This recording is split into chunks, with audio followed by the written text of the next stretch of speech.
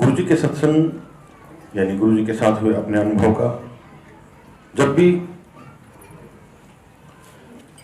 सुनाने का सौभाग्य प्राप्त होता है तो सबसे पहला सवाल जो दिमाग में आता है वो ये आता है कि शुरू कहाँ से करें और ख़त्म कहाँ से करें। क्योंकि जब से गुरु जी के श्री चरणों में आए, जब से गुरु जी के साथ जुड़ाव हुआ, उसके बाद का बीता हुआ एक एक पल जो गुरु जी के श्री चरणों में बीता वो ही सत्संग है। और ऐसा लगता है कि जो समय गुरु जी के श्री चरणों में बीता वही समय जिंदगी का सबसे सुनहरा समय है जो आज तक बरकरार है। मेरी जब गुरु जी से पहली मुलाकात हुई, मेरे एक मित्र हैं जो गुरु जी के पास आते रहे, उन्होंने मुझे गुरु जी के बारे में बताया। तो जो सबसे पहले मेरे दिमाग में एक सवाल आया, क्योंकि हम सब लोग ईश्वर को मानते हैं, ईश्वर की पूजा करते हैं, हमारे घर में भी है। तो मैंने किसी गुरु जी से, किन्हीं गुरु से गुरु मंत्र लिया हुआ था। तो मेरा पहला सवाल जो था उनसे वो यही था कि मैंने तो अपने गुरु बनाए हुए हैं, मैं कहीं नहीं जा सकता। हालांकि ये मेरी भूल थी। बाद में मुझे पता लगा कि गुरु जी नाम तो सिर्फ एक संबोधन का नाम है, गुरु जी तो साक्षात ईश्वर हैं। उन्होंने मुझे यही बात समझाई। तो गुरु जी की कृपा मुझ पर हुई और मैं गुरु जी के पास गया। सबसे पहले जब मैं गुरु जी के पास जाता और मैं गुरु जी को प्रणाम करता तो गुरु जी मुझसे सबसे पहला सवाल यही करते, क्या नाम है तेरा और तू कहाँ से आया है। और ये रोज का नियम था। मैं जब भी गुरु जी को प्रणाम करूं, गुरु जी मुझसे दो बातें अवश्य पूछते कि ना तेरा कित्थों आया है। और मैं क्योंकि दिल्ली के साथ नोएडा में रहता हूं तो मैं उनको कहता, गुरु जी मैं नोएडा से आया हूं, ये मेरा नाम है। तो गुरु जी कहते नो आइडिया, बैठ जाओ। और ये काफी टाइम तक चलता। उस वक्त मुझे कुछ समझ में नहीं आता था। मुझे ऐसा लगता था कि शायद गुरु जी मुझे माफ करें, लेकिन मैं वही बोलूंगा जो मेरे दिमाग में था। मुझे ऐसा लगता था कि शायद गुरु जी मजाक कर रहे हैं। लेकिन जब गुरु जी ने समझ बख्शी, जब गुरु जी ने अपना कृपा प्रसाद दिया और जब गुरु जी का सानिध्य बेहद करीबी से महसूस हुआ, उसके बाद गुरु जी ने दोनों ही चीजें पूछनी बंद कर दी। क्योंकि तब गुरु जी ने एहसास दिलाया कि मैं क्या हूं, मैं कौन हूं और आप क्या हैं। उस वक्त हमारे दिमाग में सिर्फ दो ही चीजें होती थी, गुरु जी का दर्शन करना, लंगर करना और घर जाना। चाय प्रसाद, शबद वाणी, इनका क्या महत्व है, गुरु जी के सामने बैठने का क्या महत्व है, इन सबसे कोई मतलब नहीं था। एक दोस्त ने कहा है जाना है, सिर्फ प्रणाम करना है, लंगर खाना है और घर आ जाना है। कोई समझ नहीं थी कहाँ जा रहे हैं, क्या कर रहे हैं, क्या खा रहे हैं, क्या पी रहे हैं। धीरे धीरे गुरु जी ने समझ बख्शी। ये मैं आपको उस वक्त की बात बता रहा हूं जब हालात किसी भी तरह से ठीक नहीं थे, ना पैसे से ना सेहत से। जब मैं गुरु जी के पास आया तो जैसे कि आप सभी जानते हैं कि हमारे यहाँ तो गुरु जी ने हमें दो ही चीजें सिखाई, अंकल और आंटी। तो मेरी आंटी की तबीयत काफी खराब रहती थी, उनकी मोटी मोटी फाइलें, और मैं बड़ा परेशान भी उस वक्त रहता था। लेकिन आंटी ने उस वक्त आना शुरू नहीं किया। गुरु जी की मर्जी है, गुरु जी कब किसको बुलाते हैं। गुरु जी ने फिर बख्शीश दी, फिर कृपा की, आंटी आई, आंटी आने लगी। और वो दौर था कि पहले गुरु जी मुझसे सब कुछ पूछते थे, बाद में आंटी को देख के कहने लगे। ज्योति आंटी आ गई, वो मेरी तरफ देखते भी नहीं थे। अच्छा चलो बैठ जाओ। डेली जैसे ही गुरु जी, तो संगत पहले से जाती है, हमको पता है कि गुरु जी कुछ देर संगत के साथ बैठ के फिर बाद में ड्रेस चेंज करके चोला पहन के जब बाहर आते, तो उस वक्त जब सब खड़े होते तो जब गुरु जी ऐसे बीच में से निकलते तो गुरु जी हल्का सा ठिठकते, दो शब्द बोलते, ज्योति आंटी आ गई, और फिर चले जाते। क्योंकि उस वक्त आंटी को वाकई ही गुरु जी की ब्लेसिंग्स की बेहद आवश्यकता थी। धीरे धीरे ये सिलसिला चलता रहा और जब गुरु जी ने वो पूछना बंद कर दिया तो आंटी अपने आप ठीक हो गई। एक बार का मैं बड़े फंक्शन में हम लोग गए, हमने गुरु जी को माथा टेका, लंगर किया। जब हम जाने लगे वापसी तो गुरु जी ने आंटी को कहा, आंटी प्रसाद लेके जाएंगे। मैं एक बार आपको बीच में ये कहना चाहूंगा कि जो भी सत्संग आप सुने उसका मनन अवश्य करें। जब भी जो भी शब्द आप सुनते हैं, जो भी शंकाएं आपकी होती हैं, ये सारी शंकाएं शब्दवाणी में, सत्संग में आपको कहीं ना कहीं जिसको जिस चीज की जरूरत है वो उसको उस वक्त जरूर सुनाई देती है। ये मेरा भी मानना है और बाकी सबका भी मानना है। तो गुरुजी ने, आंटी ने आज्ञा का पालन किया और आंटी ने कुछ प्रसाद लिया और हम लोग घर चले गए। दूसरे दिन आंटी की तबीयत काफ़ी ख़राब हुई, डॉक्टर के पास गए, 2-3 दिन हॉस्पिटल में भी रहना पड़ा और समझ में तब तक नो आइडिया तो चल ही रहा था, कोई बहुत ज़्यादा समझ में आई नहीं थी बात। पर ये यकीन था कि गुरुजी ने अगर ये कहा है कि प्रसाद खा के जाओ तो कोई ना कोई वजह तो है। 10 दिन के बाद हम जब दोबारा डॉक्टर के पास गए, 8 दिन के बाद, तो उन्होंने बताया कि इनको एक कोई हर्बीज नाम की बीमारी हुई थी जो मैंने 8 दिन में ठीक कर दी। नॉर्मली 1-1 महीने तक, जो डॉक्टर हैं शायद वो जानते हो, मैं तो इतना नहीं जानता, कि ये एक ऐसी बीमारी है कि सारे शरीर में छाले हो जाते हैं और पेशेंट जो है वो कपड़ा नहीं पहन सकता, उसको कवर करके रखा जाता है, वो हॉस्पिटल में रहता है और कम से कम महीना भर लगता है, जो कि मैंने आपको सिर्फ 8 दिन में ठीक कर दिया। तो हमें भी पता था कि हम कैसे ठीक हुए, गुरुजी की ब्लेसिंग मिली, गुरुजी की कृपा हुई। गुरुजी ने, जैसा मैंने अभी कहा कि मुझे ऐसा लगा कि शायद गुरुजी ने मजाक किया, वो मेरी भूल थी, ऐसा कभी भी नहीं हुआ। एक बार, क्योंकि मैंने गुरुजी के मुखारबिन से ये बात सुनी स्वयं कि महापुरुष कभी मजाक नहीं करते, महापुरुषों का कहा हुआ एक वचन पत्थर दी लकीर होता है। वो बात गुरुजी ने किसको कही मुझे नहीं पता, किसने सुनी मुझे नहीं पता, पर मैंने सुनी और वो मैंने आज तक पत्थर की लकीर की तरह। गुरुजी की तरफ से जब भी कोई आदेश आया या जो समझाया गया या जो बताया गया, उसका अक्षर टू अक्षर पालन करने की पूरी कोशिश करी। पूरा गुरुजी ने कराया, गुरुजी की मेहर ने कराया। मैं आपको बताऊं, जैसे कि उस वक्त छोटे बच्चे साथ में लाना मना था। कारण, क्योंकि बच्चों के आवाज करने से, बच्चों के रोने से, बच्चों के चिल्लाने से, बच्चे तो बच्चे हैं, जो साथ में संगत बैठी होती है उनका ध्यान भंग होता है। तो गुरुजी की इजाजत हुई कि बच्चों को साथ न लाएं, अगर आप एक भी आए तो भी ठीक है। परिवार में से अगर कोई एक भी सदस्य आता है तो पूरी परिवार की ब्लेसिंग है। बच्चे काफ़ी छोटे थे उस वक्त, हमने बच्चों को घर छोड़ कर आते थे। एक दिन गुरुजी के पास बैठे, गुरुजी ने अपने हाथ से प्रसाद वितरित किया, हमने भी वो प्रसाद लिया। आज्ञा यही थी कि यहाँ खाओगे तो प्रसाद है, दवाई है, घर ले जाओगे तो मिठाई है। हमने वो सारा प्रसाद वहीं बैठकर खाया और मैं और आंटी जब वो प्रसाद खा रहे थे तो मन में ये ख्याल आया कि अगर गुरुजी की आज्ञा होती तो इसमें से थोड़ा सा प्रसाद बच्चों को लेके जाते, लेकिन क्योंकि आज्ञा नहीं है इसलिए सारा प्रसाद यहीं खाया। हमने वो बात करी और हम वापस आके गुरुजी के सामने बैठ गए। ऐसे ही गुरुजी ने फिर इशारा किया, हमने देखा कि शायद पीछे वालों को बुला रहे हैं, फिर गुरुजी ने फिर इशारा किया, हम फिर गए, गुरुजी को हमने माथा टेका। गुरुजी ने कहा प्रसाद ले लो। हमने कहा गुरुजी प्रसाद तो हम ले चुके। गुरुजी ने कहा ਤੁਹਾਡੇ वास्ते नहीं है, ਤੁਹਾਡੇ बच्चों वास्ते लो। आंटी ने अपनी साड़ी करी और गुरुजी ने 1 2 3 4 5 उसमें डाली। ये हैं हमारे गुरुजी। आप 1 मिनट पहले सोचते हैं और वो 1 मिनट में उसको पूरा करते हैं। छोटी छोटी बातें जो आपके हमारे सबके दिमाग में चलती हैं, हम सब सोचते हैं, वो कैसे पूरी होती हैं।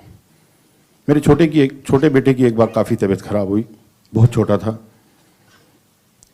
फिर बात वही है कि आज्ञा माननी है या नहीं माननी। आज्ञा में थे, छोटा बच्चा जब जिद करता है तो आपको लगता है कि शायद घूमने फिरने के लिए जिद कर रहा है या किसी और कार्य के लिए जिद कर रहा है, लेकिन वो पीछे पड़ गया कि मुझे गुरुजी के पास जाना है, मुझे गुरुजी के पास जाना है।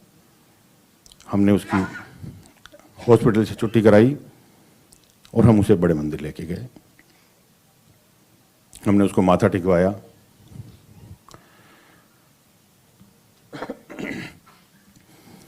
माथा टिकाने के बाद हम लोगों ने वहाँ प्रसाद ग्रहण किया और जब हम चलने लगे तो मंदिर का गेट खुला। मंदिर का गेट खुला, गुरुजी की गाड़ी आई, गुरुजी अंदर आए। फिर बात यही है कि आप आज्ञा मानते हैं कि नहीं मानते हैं। हमने वहाँ एक सेवादार से पूछा कि हम गुरुजी को माथा टेक लें। उन्होंने कहा नहीं, आप अंदर नहीं जा सकते, अगर गुरुजी आपको बुलाएंगे तो आप जा सकते हैं, वरना आप बाहर बैठ जाइए। हम बाहर लॉन में पार्क में बैठ गए। 10-15 मिनट के बाद गुरुजी ने कहा, सेवादार आए अंदर से, उन्होंने हमें बुलाया, हम गए, हमने माथा टेका। हमने कहा गुरुजी ये बहुत जिद कर रहा था आपसे मिलने की, क्योंकि आपकी आज्ञा नहीं थी तो वहाँ नहीं लेके आ सके, इसलिए यहाँ ले आए। तो गुरुजी ने कहा ताई तो मैं हूँ आया हाँ, मतलब इसी को दर्शन देने तो मैं यहाँ आया हूँ। और गुरुजी ने हमसे बातें की। हमने कहा गुरुजी ये बीमार है। गुरुजी ने कहा हाँ। गुरुजी की कही हुई एक एक बात पत्थर की लकीर। 2 बच्चे हैं गुरुजी की कृपा से, एक मेरी तरह, एक काफ़ी दुबला पतला था। अब आप देखिए कि महापुरुषों के कहे हुए वचन पत्थर की लकीर कैसे, क्योंकि मैंने ये सारी चीज़ें अपने आप पे अनुभव करी हैं, मैंने अपने आप में महसूस की हैं, इसलिए मैं आपको बता रहा हूँ। काफ़ी दुबला पतला। गुरुजी को माथा टेका। गुरुजी ने कहा ये दोनों ट्विंस ने, मतलब ये दोनों जुड़वा हैं। हमने कहा थोड़ी सी अकल कम थी, गुरुजी ने जितनी प्रदान की उस वक्त थोड़ी सी अकल कम थी। हम भूल गए कि हमें किसी ने ये बताया कि गुरुजी जो भी कुछ कहें आपको सिर्फ हाँ कहना है। थोड़ी देर के लिए दिमाग अपने वाला ही लगा दिया। हमने कहा नहीं गुरुजी ये बड़ा है छोटा। गुरुजी ने कहा नहीं है, दोनों जुड़वाएंगे। हमने कहा जी गुरुजी। 6 महीने के बाद या साल भर के बाद फिर जब एक मंदिर में फंक्शन हुआ तो छोटा बेटा रोता हुआ मेरे पास आया, बोला वो अंकल ने मेरे को प्रसाद नहीं दिया। मैं उसको लेके वहाँ गया। मैंने कहा अंकल आपने इनको प्रसाद नहीं दिया। बोले गुप्ता जी अभी तो आया था, अभी लेके गया था। मैं बोला नहीं अंकल वो बड़े वाला था, ये छोटे वाला है। तो बोले यार दोनों एक जैसे लगते हैं, पता ही नहीं लगता कौन सा आया था कौन सा नहीं आया। ये हैं हमारे गुरुजी। गुरुजी ने जो कहा वो पत्थर की लकीर है। क्या छोटी छोटी बात जो हमारी जिंदगी में, हमारे जहन में, हमारे लिए जो उपयोगी है। गुरुजी ने कहा आप मानो नहीं, मानो मंगो नहीं, क्योंकि मांगना हमें आता नहीं, मांगने के लायक हम हैं नहीं। मानेंगे तो सब कुछ हो जाएगा। हमारे जैसे आप जैसे, जब गुरुजी ने एक बार मेरे सामने पूछा गुरुजी ऐसी की करिए, गुरुजी ने कहा आप कुछ नहीं कर सकते, आप सिर्फ हाजिरी लगा सकते हो, बाकी का काम मैं खुद कर दूंगा। गुरुजी ने हमेशा यही कहा मेरे दर्शन करने मात्र से 90% कष्ट दूर, 10% आप काट नहीं सकते, वो मैं कटवा सकता हूँ। कई बार आपने देखा होगा, मैं फिर वही कहूँगा कि मैंने ये महसूस भी किया है और मैंने अपने आप पे इस सब चीज़ को देखा है। मेरे आसपास, मेरे रिश्तेदारी में, मेरे इर्द गिर्द कितने ही लोग ऐसे हैं जिनको मैं जानता हूँ कि वो 10% काटना भी कितना मुश्किल काम है अगर गुरुजी ना हो। मेरी अपनी भाभी, उनकी तबीयत काफ़ी ख़राब हुई एक बार। जब से गुरुजी के पास आए, जब से गुरुजी से जुड़े, जब से गुरुजी ने अपनी शरण में लिया, तब से होली, दिवाली, जन्मदिन, शादी की सालगिरह सब गुरुजी के चरणों में। ऐसा लगता है कि बस जो भी कुछ है वो वहीं है। दिवाली का दिन था, हम लोग मंदिर जा रहे थे, रास्ते में फ़ोन आया भाई का कि इसकी तबीयत ज़्यादा ख़राब है, वो गुड़गांव के पास रहते हैं, तो और मैं इसको लेके आ रहा हूँ। मेरे एक डॉक्टर जानने वाले थे। मैंने कहा आप ठीक है, आप इनको मैक्स हॉस्पिटल लेके आ जाइए, वहीं दिखाएंगे। हम लोग वापस आए आधे रास्ते से, हम मैक्स हॉस्पिटल गए, हमने उनको वहाँ एडमिट किया। उन्होंने कहा क्यों अपनी दिवाली ख़राब करते हो, क्यों मेरी दिवाली ख़राब करते हो, ये शाम तक की बात है, अब कुछ नहीं हो सकता, क्योंकि इनकी प्लेटलेट्स शायद 7-8 हज़ार हैं, लीवर इनका ख़त्म हो चुका है, दोनों किडनियाँ काम नहीं कर रही हैं और अब कुछ नहीं है, आप इन्हें एम्स में या किसी हॉस्पिटल में ले जाइए, कुछ नहीं हो सकता। पर क्योंकि हम तो शिव जी के भगत हैं, गुरुजी के भगत हैं, तो हमने कहा कि आप इलाज शुरू कीजिए, बाकी जो कुछ करेंगे वो हमारे भगवान करेंगे। ये मंगलवार की बात है। उन्होंने इलाज शुरू किया। मंगलवार की रात सेम पोजीशन में चली गई। बुधवार को हम लोग गए, मैं, भाई, मेरी वाइफ, मेरी आंटी, हम तीनों गए। जब हम वहाँ गए तो अंदर से एक सेवादार आया। फिर बात सुनने की भी है और समझने की भी है। उन्होंने हमसे कहा आप यहाँ क्यों आए। हमने कहा ऐसे ऐसे हम बहुत समस्या में हैं और हमें पता है कि आज गुरुजी नहीं बैठते, पर हमारे साथ जीने मरने का सवाल है और हमें गुरुजी से मिलना है। वो 2 मिनट बाद फिर अंदर से आए और जो गुरुजी का मैसेज आया वो मेरे दिमाग में आज तक छपा हुआ है कि जब भी अरदास करनी हो तो बड़े मंदिर आया करो, बड़े मंदिर जाइए, सब ठीक हो जाएगा। हम लोग मंदिर गए, हमने वो अरदास की, हम घर आ गए। बुधवार का दिन भी निकल गया। वीरवार को गुरुजी अपने सिंहासन पर बैठते हैं और संगत होती है। हम लोग गए, हमने माथा टेका। मेरे भाई ने गुरुजी के पैर पकड़ लिए, गुरुजी मेरी वाइफ को बचा लो। गुरुजी ने क्या की होया? उन्होंने कहा जी उसको डेंगू हुआ। तो जैसे अभी गुरुजी के साथ में संगत बैठी, उनमें से एक आंटी से गुरुजी ने पूछा डेंगू क्यों होता है? उन्होंने बताया जी गुरुजी ऐसे ऐसे एक बुखार है। वो कख नहीं तेरी जनानी, जा तेरी जनानी ठीक होगी जा। 3 दिन तक वो 8,000 या 7,000 जो भी प्लेटलेट्स थी उस वक्त उन पर रही। जैसे ही बाहर आए फिर बात मानने की है, क्योंकि उस रोज मेरा तब तक गुरुजी की आज्ञा थी कि मैं सिर्फ एक ही दिन जाऊंगा, तो मैं बाहर गाड़ी में बैठा हुआ था और वो लोग अंदर से। जैसे ही वो लोग बाहर आए मैंने उनसे पूछा क्या हुआ? उन्होंने कहा गुरुजी ने कहा कि तेरी जनानी को कुछ नहीं है, जा ठीक होगी। तो मैं बोला ठीक हो गई, आप हॉस्पिटल पता करो, फ़र्क अभी दिखेगा। हॉस्पिटल हमने फ़ोन किया तो उन्होंने बोले जी आपकी प्लेटलेट्स कुछ बढ़ गई हैं, 25,000 हो गई हैं और अभी उम्मीद है कि कुछ हो जाएगा। वो तब तक चढ़ाते रहे, लगाते रहे, वो बहुत लंबी स्टोरी है, वो बहुत लंबी बात है। हम लोग गए, दूसरे दिन सुबह प्लेटलेट्स 75,000 हुई, 1.25 लाख हुई, 1.5 लाख हुई शाम तक। और क्योंकि दोनों किडनी खराब हो चुकी थी, काफ़ी दिक्कत थी, डायलिसिस शुरू हुई। अब बात फिर देखिए, हमारे दिमाग में ये बात आई, हमने डेंगू तो कह दिया और डेंगू तो ठीक भी हो रहा है, प्लेटलेट्स बढ़ रही हैं, लेकिन हमने किडनी और लीवर की तो बात ही नहीं करी। मैंने कहा तुम्हारा एक दिन नहीं हुआ है, तुम आज मेरे साथ चलो और तुम गुरुजी से बात करना, मैं तो करूँगा नहीं। बड़ा गुरुजी के सामने जाते ही कुछ ऐसा होने लगता है, गुरुजी का ऑरा, गुरुजी का एक अपना प्रकाश, एक ऐसा कि आपको गुरुजी ने कभी कुछ नहीं कहा, लेकिन बात करने से पहले जब तक 10 संगत होती थी तो हमेशा ये लगता था कि गुरुजी मुझसे बात करना, गुरुजी मुझसे बात करना। और जैसे ही वो संगत कम होती थी, नंबर आने लगता था, तो कहते थे गुरुजी बात नहीं करना, कल करेंगे, आज तो रहने ही देना। तो हिम्मत नहीं पड़ती थी कि गुरुजी से कुछ कह सकें। तो मैं बोला मैं तो कुछ बात करूंगा नहीं, आप बात करना और उनको बताना जी कि लीवर और किडनी भी खराब है। उन्होंने गुरुजी को माथा टेका और गुरुजी मेरी वाइफ को किडनी की दिक्कत है, लीवर की दिक्कत है। गुरुजी ने कहा मैं कोई दुकान खोली है, किडनी की दिक्कत है, लीवर की दिक्कत है, जा चला जा, दौड़ जा, हूँ एक दिन आया कर। उस दिन उसका भी एक दिन हो गया। अब वो बाहर चले गए। उन्होंने कहा यार ये आपने क्या करवाया, मेरा भी एक दिन हो गया और अब क्या होगा? मैं बोला सब ठीक हो जाएगा, कोई बात नहीं। Second day, next week aunty ठीक हो गई, घर आ गई, आज भी ठीक हैं, सब ठीक है।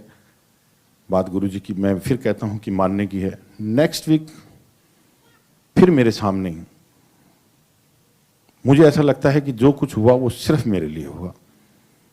और उस दिन के बाद मैंने अपने आप को कितना बदल दिया मैं आपको बता नहीं सकता। एक अंकल आए और गुरुजी के पैर पकड़ के रोने लगे। गुरुजी ने पैर अपने थोड़े से हिलाए और कहा छोड़ो छोड़ो, 2 बार कहा। उन्होंने गुरुजी के पैर चरण नहीं छोड़े। उन्होंने गुरुजी के चरण नहीं छोड़े तो गुरुजी ने कहा की होया 10। उन्होंने कहा जी गुरुजी मेरी माँ को बचा लो। क्यों है तेरी मानो? उन्होंने बहुत सारी बीमारियां बताई, ये हो गया, ये हो गया, ये हो गया। अब सुनने वाली बात है कि गुरुजी ने क्या कहा। गुरुजी ने कहा वो बंगाली बाबे गोल गया सी, उन्हें की क्या, फलाने गोल गया सी, उन्हें की क्या। गुरुजी ने कम से कम 4 नाम लिए और वो अंकल रोते जाए। उन्होंने कहा गुरुजी आप ही बचा सकते हो, किसी ने कुछ नहीं कहा। गुरुजी ने कहा तो फिर असी तो बचा ही लांगे, जा तेरी माँ ठीक हो गई। पर इकनू ही मानना चाहिए। वो दिन है और आज का दिन है। ये दिमाग में मेरे बात ऐसी घर करी कि मेरे पास तो गुरुजी के अलावा कुछ नहीं है। और उनकी माँ, बाद में हमें पता लगा कि उनकी मदर बिल्कुल ठीक हो गई। ये हैं हमारे गुरुजी। आप कब क्या सोचते हैं, आपको कब क्या चाहिए, आपको कब क्या देना है। कोई भी चीज़ बाई चांस नहीं है। गुरुजी ने हमेशा कहा, आपका यहाँ आना, हमारा यहाँ आना, गुरुजी का सत्संग, कहीं भी किसी भी जगह पे जब आप गुरुजी के दर्शन करते हैं, गुरुजी की मर्जी से, गुरुजी की कृपा से। सत्संग बहुत सारे हैं, गुरुजी के साथ बिताए हुए पल बहुत सारे ऐसे हैं, पहले के भी बाद के भी। मैं भी आपको 1.5 साल पहले की एक बात बताता हूँ। ये शायद दुबई में ही ये सत्संग करना था, जो कि मैं हमेशा बात करता हूँ अपनी ही। मेरी मदर की तबीयत कुछ हल्की फुल्की सी खराब हुई, मैं कह सकता हूँ। उन्होंने थोड़े से टेस्ट कराए। एक दिन उनका मेरे पास फ़ोन आया कि वो छोटे भाई के पास थी, कि मेरे सीने में थोड़ा सा दर्द है। मैंने कहा मम्मी आप मेरे पास आ जाओ, मैं टेस्ट करा देता हूँ। मेरा एक डॉक्टर जान पहचान का है, मैं उनके पास गया। मैंने उनको बताया कि इनको ये प्रॉब्लम है। उन्होंने कहा ये 30 दिन की दवाई ले लो, और अगर ये ठीक ना हो, उनके लेफ्ट ब्रेस्ट में थोड़ी सी पेन था, तो आप इसका ये टेस्ट करा के ले आना। मैंने कहा ठीक है। 30 दिन बाद मम्मी ने कहा दर्द तो ठीक हो गया, पर हल्का सा महसूस होता है। मैंने कहा मम्मी आप टेस्ट करा लो। वहीं पे उन्होंने टेस्ट कराया। उन्होंने कहा यहाँ तो कुछ नहीं, अब आप देखिए फिर गुरुजी की कृपा, गुरुजी की मेहर। ये मैं आपको मैक्सिमम 1.5 साल पहले की बात बता रहा हूँ, 1 साल पहले की। वहाँ भी जहाँ गए वो छोटे भाई के दोस्त थे, उन्होंने कहा यार ये तो लेफ्ट तो ठीक दिख रहा है, राइट में कुछ प्रॉब्लम मेरे को नज़र आ रही है। मम्मी ने कहा नहीं राइट में तो मुझे कोई दिक्कत नहीं। उन्होंने कहा नहीं इसका भी टेस्ट करते हैं। उन्होंने राइट का टेस्ट किया, उसमें बहुत छोटा सा एक दाना उनको दिखाई दिया। उन्होंने कहा इसमें कुछ दिक्कत तो है। उन्होंने 2-3 टेस्ट किए और आखिरी में ये निकला कि ये कुछ हल्का सा ट्यूमर टाइप का है और ये निकलवाना पड़ेगा, नहीं तो दिक्कत हो सकती। मेरे को बड़ा झटका सा लगा, सुन के भी बड़ा अजीब सा लगा, बट फिर भी मैं 2-3 जगह गया, 4 जगह गया। मैंने 4 डॉक्टरों की सलाह ली। उन्होंने कहा नहीं ये ऑपरेशन आपको कराना पड़ेगा। हमने ऑपरेशन कराया। ऑपरेशन के बाद जब उसका टेस्ट हुआ तो पता लगा कि जी वाकई वो है तो कैंसर ही। लेकिन क्योंकि हमने वो निकाल दिया है इसलिए अब उम्मीद नहीं है, फिर भी कुछ टेस्ट और होंगे। कुछ टेस्ट और हुए, कुछ टेस्ट में ये हुआ कि नहीं जी ये है। हमने डॉक्टर से पूछा आप क्या करें, उन्होंने कहा कीमो करनी पड़ेगी।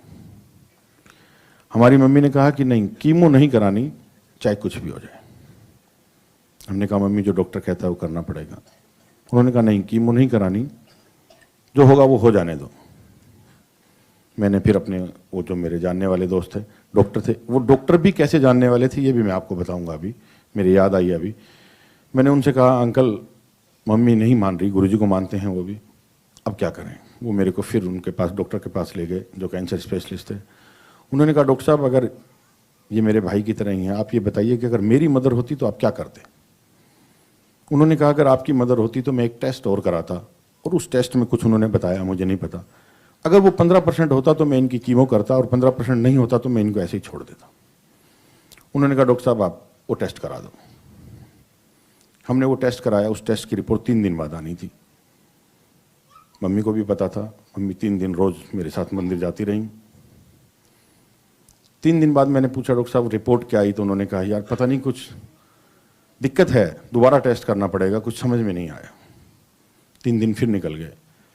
3 दिन के बाद मैंने फिर कहा कि डॉक्टर साहब क्या रिपोर्ट आई। उन्होंने कहा यार पता नहीं क्या हो रहा है, लेकिन रिपोर्ट आ नहीं पा रही है, एक बार फिर होगा। 1.5 हफ्ता निकल गया। जैसा मदर ने मुझे बाद में बताया कि मैं जब मंदिर गई तो मैंने गुरुजी से कहा गुरुजी ये परसेंटेज मुझे नहीं पता, पर मैं कीमो नहीं कराऊंगी, ये मैं आपसे भी कह रही हूँ।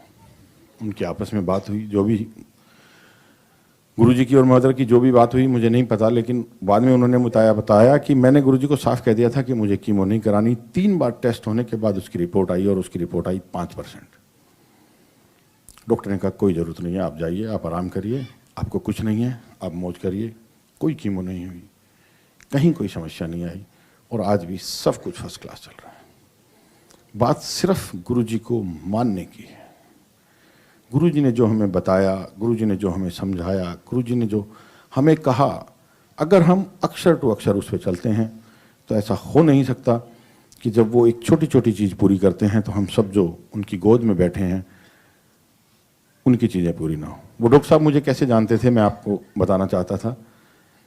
मंदिर से मुझे एक बार कार्ड मिला और मैं उनकी शादी में गया था। मैं उनको भूल गया, वो मुझे भूल गए। एक बार मैं किसी अपने दोस्त को दिखाने के लिए जब उस हॉस्पिटल में गया, मैं अपोलो की बात कर रहा हूँ, तो उन्होंने मुझे पहचाना। अब आप देखिए गुरुजी ने कब मेरा कनेक्शन उन डॉक्टर साहब के साथ बनाया था, सालों पहले। और उन्होंने मुझे कहा, अरे अंकल आप यहाँ? मैंने कहा हाँ, मैं इनको दिखाने आया था। अंकल मैं यहीं बैठता हूँ, आप कोई बात हो तो मुझे बताना। और ये सारा जो मम्मी का ट्रीटमेंट हुआ और वो सब हुआ, तब उन्होंने वहाँ पे वो मेरी मुलाकात हुई। गुरुजी को कब क्या पता था क्या होना है और कब किसके साथ कैसे कनेक्शन बनाना है, ये गुरुजी को पता है। इन सब बातों को बताने का, ये सारी सत्संग कहने का सिर्फ एक ही मकसद है कि जो हमें मिला वो आप सबको भी मिले, जो हमने माना उसे आप भी मानिए। बात सिर्फ मानने की है, पूरा होने में कोई कमी नहीं। मानने की बात के ऊपर मैं आपको एक और 2 मिनट आपकी और एक बार, जैसा कि मैंने कहा कि गुरुजी ने हमेशा कहा कि बच्चों को छोड़ के आइए। हम एक बार बच्चों को घर में बंद करके चले गए मंदिर। रात को करीबन जो भी 11, साढ़े 11, 12 बजे जब हम आए तो हमने ताला खोला, हम सब अंदर आए तो दोनों बच्चे अंदर थे, खाना वाना बना के उनका जाते थे। तो हमने कहा इतनी गर्मी है, आप लोगों ने एसी क्यों नहीं चलाया? आप इतनी गर्मी में क्यों बैठे हो? उन्होंने कहा नहीं पापा, गर्मी तो है ही नहीं, गर्मी तो लगी नहीं, हम तो टीवी देख रहे थे। जो भी 2-4 बातें हुई, हमने कहा चलो सोइए। अब देखिए फिर बात मानने की है कि आप गुरुजी को कितना मानते हैं। हमने जैसे ही एसी ऑन किया और हम सोने लगे तो सारे घर की वायरिंग जल गई, मीटर बॉक्स जल गया, सारे आगे आग हो गई चारों तरफ। ये किसने किया? सिर्फ गुरुजी ने। गुरुजी ने बच्चों को इतनी होना तो था, गुरुजी ने बच्चों को गर्मी ही नहीं लगने दी कि उन्होंने एसी ऑन नहीं किया। वो काम तब हुआ जब हम आ गए थे और हम उसको काबू में करवा सकते थे। करवा तो गुरुजी सकते हैं, हम तो क्या कर सकते हैं, लेकिन हम उसको देख सकते थे, हम उसको संभाल सकते थे। बहुत छोटी छोटी बात। एक बार ऐसे ही बात फिर मैं कहूँगा कि मानने की है, समझने की है, समझाने की है। ये सत्य 10 साल, 20 साल, 30 साल, 40 साल, 50 साल, 60 साल तक बताने वाले हमारे पास होंगे। 60 साल बाद ये सारी चीज़ें ऐसे ही, जैसे आज रामायण, महाभारत और ये सब गीता के ग्रंथ पढ़ते हैं, तब हम गुरुजी का ग्रंथ पढ़ेंगे और उन्हीं से इन सच्चाइयों का पता लगेगा। एक बार मुझे गुरुजी के कृपा से एक शादी का कार्ड मिला। शादी का कार्ड आप सब जानते हैं कि दिल्ली में 11 बजे से पहले कोई शादी स्टार्ट नहीं होती। उसमें 8 या साढ़े 8 बजे का टाइम था, क्योंकि उस शादी में गुरुजी को आना था। हमें पता था कि गुरुजी आशीर्वाद देने आ रहे हैं, तो हम 8:30 बजे घड़ी देख के बिल्कुल वहां पहुंच गए। जब हम वहां पंडाल में पहुंचे तो वहां कोई नहीं था, न दुल्हन की तरफ से न दूल्हे की तरफ से, सिर्फ हम ही थे। हमारे बाद में फिर 2-4 संगत हो रही। धीरे धीरे सब आते रहे। जहाँ गुरुजी को विराजमान होना था उस जगह को हमने थोड़ा सा सजाया। वैसे तो सब लोग, सारी तैयारी पूरी थी फिर, लेकिन क्योंकि गुरुजी आ रहे हैं तो हमने उसको थोड़ा सा एक्स्ट्रा उसकी डेकोरेशन की। सारा काम हो गया, धीरे धीरे संगत आने लगी।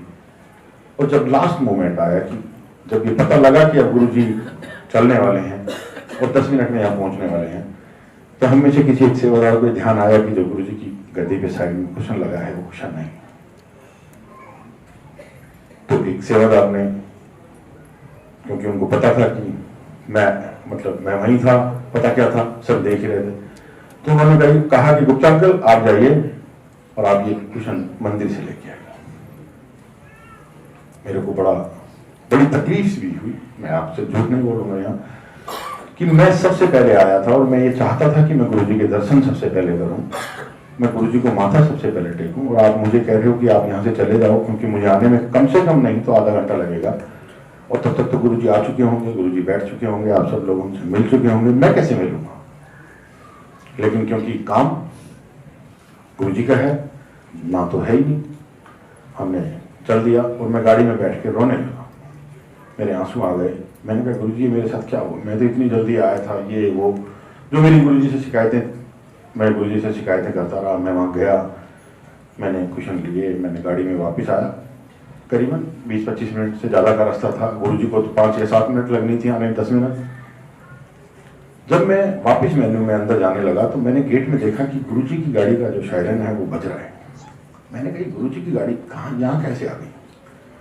मैंने बैक मिरर में देखा तो गुरु जी की गाड़ी। मैंने कहा गुरु जी की गाड़ी अब इस वक्त इतना लेट। मैंने फटाफट वहीं गाड़ी साइड में लगाई, दोनों कुशन हाथ में लिए और मैं थोड़ा सा आगे गया तो गुरु जी की गाड़ी वहीं रुकी।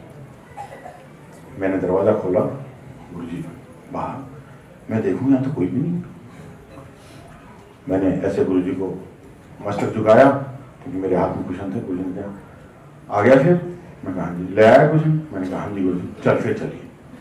और मैं और गुरु जी कोई नहीं, जो सब लोग रुके थे कि हमें गुरु जी का स्वागत करना है, हमें गुरु जी को रोकना है, वो मुझे कहीं दिखाई भी नहीं दी। और जैसा मैं सोचता था, जो मैं अपने मन में सोचता हुआ जा रहा था, एज इट इज वही मेरे साथ। मैं गुरु जी चलते हुए आए, मैंने सबसे पहले गुरु जी के सिंहासन पर कुशन लगाए और जैसे ही गुरु जी बैठे मैंने सबसे पहले उनको माथा टेका। और गुरु जी की कृपा, गुरु जी की मेहर, गुरु जी कहते बैठा, मैं वहीं बैठ गया और मैं वहीं बैठा रहा। गुरु जी के देने में कोई कमी नहीं, मानने की बात है। जो समझाया जाता है, जैसे आजकल भी आप में से सब लोग जाते होंगे, आपको सबको पता होगा, मंदिर में भी कुछ चीजें बताई जाती हैं, कही जाती हैं, वो सिर्फ मंदिर के लिए नहीं है, वो हर जगह के लिए। हमें उनका पालन करना चाहिए और गुरु जी के सानिध्य का, गुरु जी की ब्लेसिंग्स का, इस तरह के फंक्शंस के लिए गुरु जी ने हमेशा एक ही बात कही। मैं अगर अपनी भाषा में कहूं तो ये एक ऐसा बोनस है जिसकी कोई लिमिट नहीं है। इस तरह के जो फंक्शंस हैं, इस तरह के जो बड़े सत्संग हैं, हमारे जितने भी 5-6 बड़े फंक्शंस हैं, वो एक समुद्र की तरह है ब्लेसिंग्स का। गुरु जी का इतनी ब्लेसिंग है कि गुरु जी के अपने वाक्य हैं, इस मंदिर के बाहर से भी जो चला जाएगा उसका भी कल्याण है। आप और हम सब तो अंदर बैठे हैं, हमारा कल्याण कैसे नहीं हो। गुरु जी के अपने मुखारविंद के ये वचन हैं कि जितनी 12 ज्योतिर्लिंगों में शक्ति है, उससे ज्यादा मैंने इस मंदिर के ज्योतिर्लिंग में से शिवलिंग में शक्ति प्रदान की है। ये बातें सिर्फ सुनने की नहीं है, ये बातें सिर्फ मानने की भी। और ये हमने देखा है, आप किसी भी हालात में कभी भी, यहाँ हैं आप तो बहुत दूर दुबई में, गुरु जी के सामने आप 2 मिनट बैठिए। गुरु जी ने कहा मेरी तस्वीर भी गलना करेगी, आप बात करने वाले नहीं, मेरी तस्वीर भी आपको जवाब देगी, मेरा स्वरूप भी आपको जवाब देगा, आप बात करने वाले तो बने। गुरु जी के वचन है। एक वक्त मैं जब की बात आपको कर रहा हूँ तो हमें गुरु जी की जब ये वचन हमारे सामने आते थे, गुरु जी ने ये बात बोली तो हमें ऐसा लगता था कि ऐसे कैसे हो जाएगा। गुरु जी ने कहा घंटों के हिसाब से लाइनें लगेंगी, और आज वैसा ही है, घंटों के हिसाब से लाइनें लगती हैं। उस वक्त हम सोच भी नहीं सकते कि घंटों के हिसाब से लाइनें लगेंगी, और आज लग रही हैं। गुरु जी का अपना वचन है 7 तारीख 7 लाख, बहुत जल्दी, बहुत नजदीक है वो वक्त। जो वो वक्त था वो आज नहीं है, जो आज वक्त है वो कल नहीं होगा। गुरु जी की कृपा बेहद है, बरस रही है। आप सब जैसे हम सब पे है वैसे ही आप सब पे भी है, कोई फर्क नहीं है। बस लेते जाइए और गुरु जी की बात मान